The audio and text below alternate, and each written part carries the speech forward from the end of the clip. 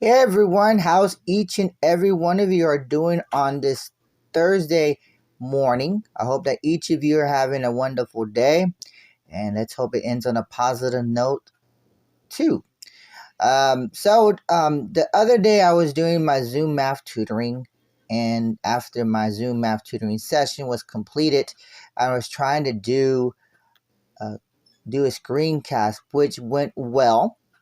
But however, I was having trouble with the processing. The video was a little bit bigger than I anticipated, excuse me.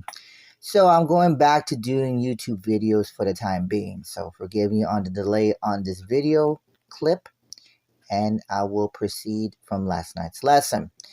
So as you can see on the double bar graphs, as part of the graphing references in 6th grade math and 7th grade math and 8th grade math. This will help you understand the concept to a T, and let's hope it will help anyone who is having difficulty with this concept, and I will do my very best to explain this to anyone who is having trouble. So let's begin. As you can see, let me zoom in just a bit on my computer screen. Let me go down. Here we go. All right, double bar graphs. This is a fun thing for me to do, and I always enjoy looking forward to this at the end of the school year because it will releases some tension from the previous months of the school year. And like I said, I told this to the student that I'm tutoring that at the beginning of the school year may be a little bit tough, but towards the end of the school year, we'd be surprised on how the topics will be at the end of the academic year. And one of the things I told her is you can do a lot of bar graphs, um, line graphs, and pie charts, and anything that is related to this. So let's begin. As you can see, it says use the double bar graph for problems 1 through 4. And here is the bar graph, right? As you can see, let me zoom in just a little further in. Here we go. As you can see in this diagram, the light colors are the dues, and the dark color bars are the fundraisers. As you can see right here, you notice the differences. Any questions on that so far? Okay, wonderful. Let's go back here. Question number one, actually. How much more money was made from dues than from fundraisers during 2002? Let's look at the dues in 2002. Here we are, 2002. The dues are how much money was made? 400, right? And the fundraisers? 100. Okay. The key word is how much more money was made from dues than from fundraisers. How much more money? What operation do we use? Is it adding or subtracting?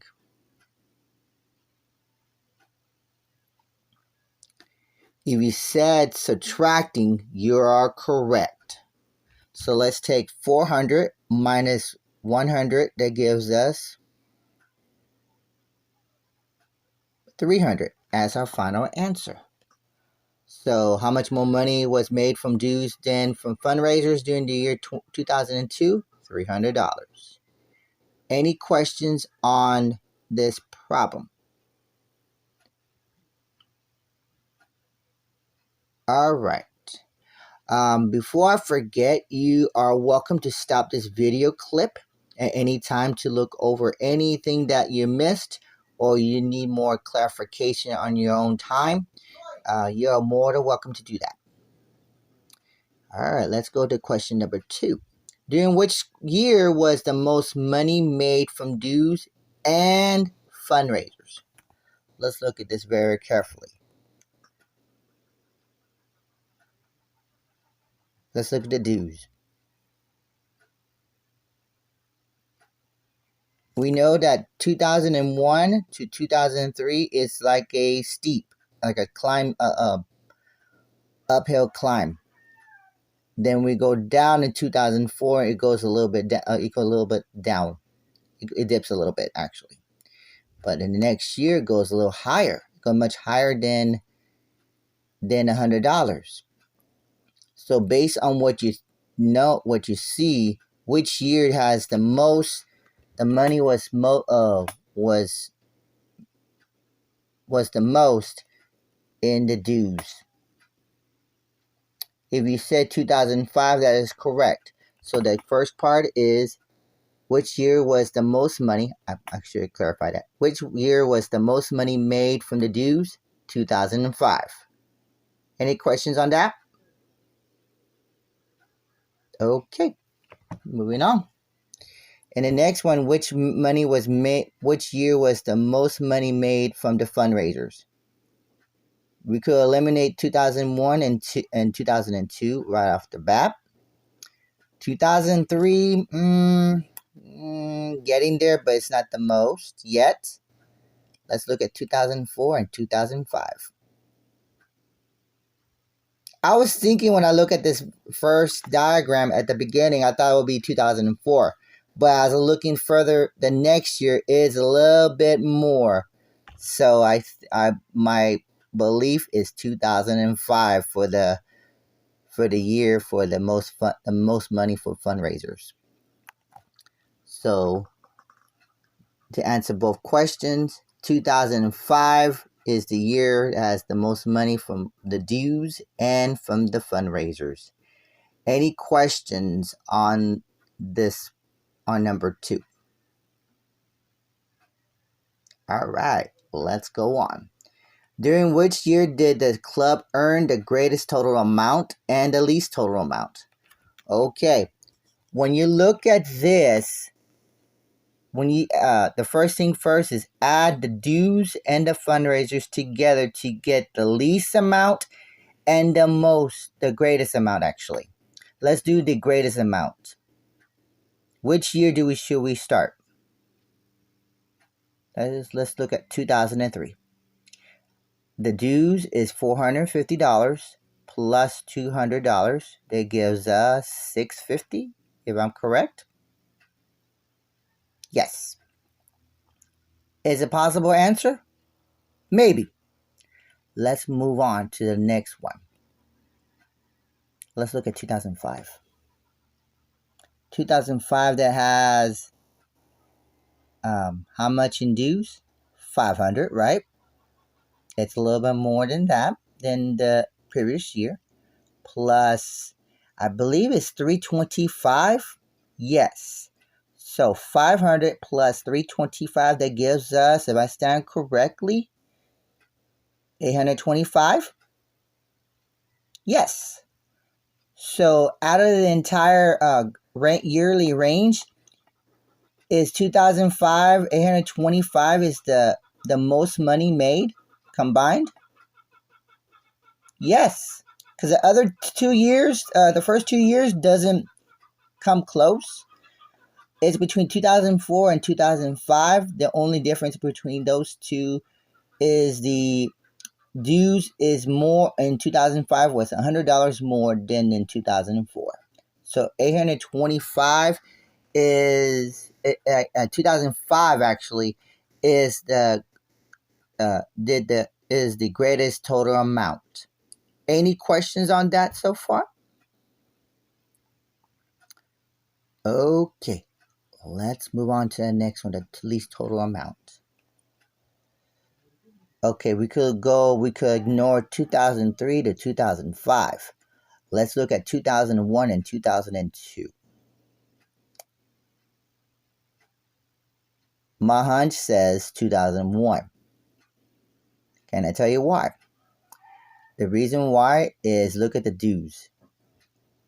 The dues in 2002 was $400, and the dues from 2002 is $400. The dues in 2001 is $350. It's a $50 difference, and 2001 is the answer for the least total amount. So 2005 is the greatest total amount. 2001 is the least total amount. Any questions on that narrative? Wonderful. Okay. Number 4, and I'm going to tell you, number 4 and number 8 are the questions and answers may vary. I think, in my opinion, because I would say this is it varies. So, how would you summarize the data in this graph? I would say that the year 2005 has the greatest overall total amount out of this yearly range. Or it could be that 2001 and 2002, the fundraisers have the same amount of money made. So like I'm saying, it could be any answers in particular. If you don't have everything written on it, you are welcome to look at the Google Classroom link on the middle school math and have the answers written on that paper and along with the worksheet. So don't panic. All right. Until then, let's move on to the next portion. Give me a second. I should got rid of this. Hold on.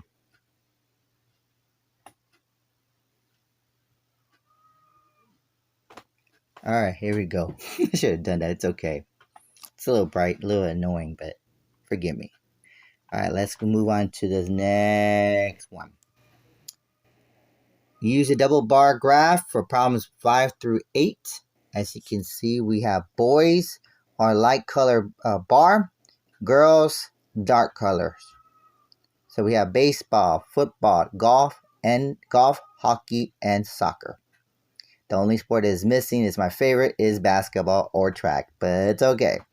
This is a good practice use in figuring out how many people like certain things, certain sports or food or anything in particular, and which is a fun part about the graphing references, which it's a time to look at the problems and just learn from this, and you'd be surprised. I like doing these, so it's fun. So let's do this. Number 5, which sport was the favorite of 6 girls? Okay, which one? Look at the key word, favorite of 6 girls. The girls are the dark color. And my first thought of that question was the most favorite, but it didn't state the most favorite. It's a favorite of 6 girls.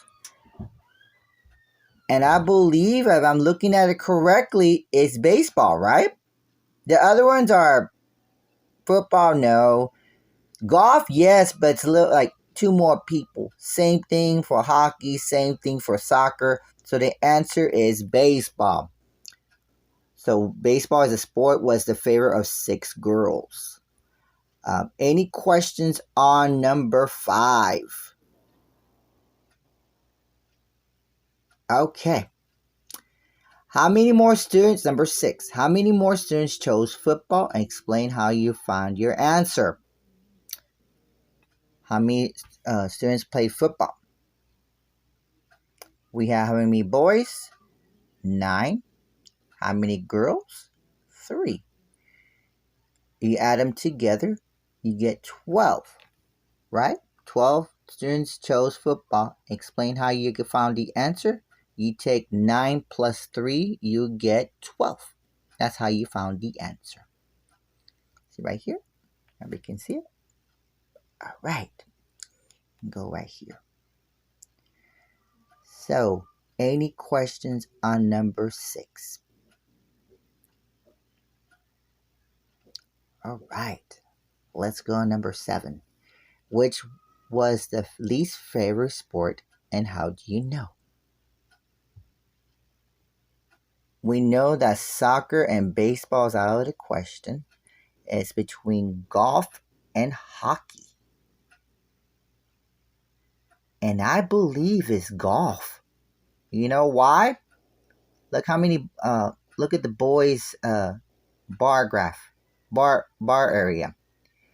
It's only one, and hockey has three boys. So the least favorite sport is golf, right? So let's go back to the question. How do you know? It's because there are less boys uh, voting for least favorite sport in golf than hockey. So that's less boys playing chose the golf as their favorite sport. And that's how we found the answer. Any questions on number 7? Okay. Number 8.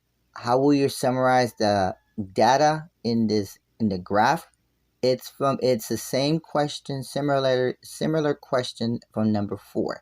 The answer will vary, but I believe, based on what I see, I believe that baseball and soccer are the most consistent favorite sports.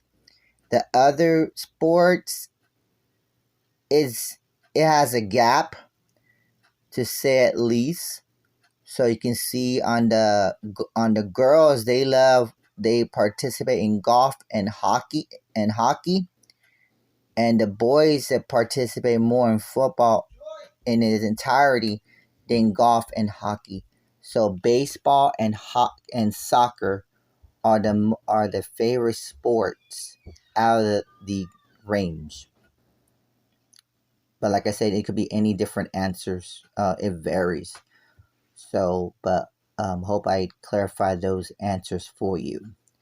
But any questions in number 8? All right. This concludes our lesson for today.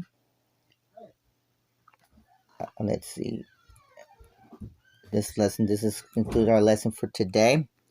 We learned about double bar graphs, and this is the same thing with double line graphs and bar graphs.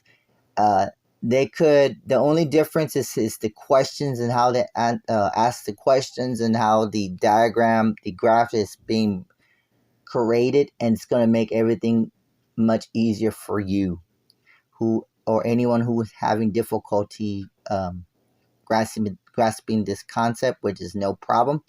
Like I said, you're welcome to stop this video clip and look over the notes and how that I got the answer. And if you have any questions or concerns from this video clip, please send me a message, or anything that you see and want to say something positive about this video clip, please do so. I'll welcome any type of feedback. Until then, have a wonderful rest of your day, and I'll talk to you sooner or later. Have a great day, everyone.